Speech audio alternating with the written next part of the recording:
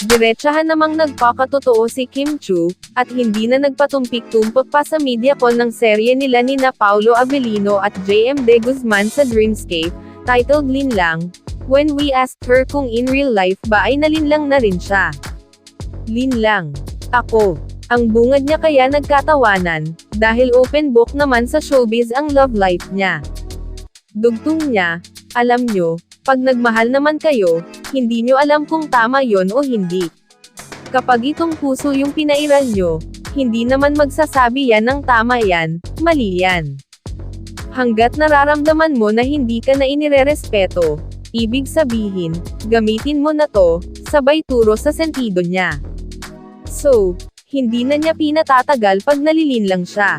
Dapat alam mo yung self-worth mo. Ikaw talaga. Tukso pa nito sa interviewer sabay hirit ng, lahat tayo, nalilinlang. Imposibleng ni isa rito sa inyo, hindi nalinlang. So, bawnin na lang natin yun na alaala, charot. Naaral sa buhay natin, pabirong sagot ni Kim. At nung tinanong siya after ng media con ng linlang kung masasabi rin ba niyang, time is the ultimate truth teller, natatawang sagot ni Kim, grabe. Ayokong magsabi noon. Pero wala namang sikretong hindi nabubunyag. Para siyang sand na hindi mo siya forever mahahawakan, meron at merong lalabas talaga.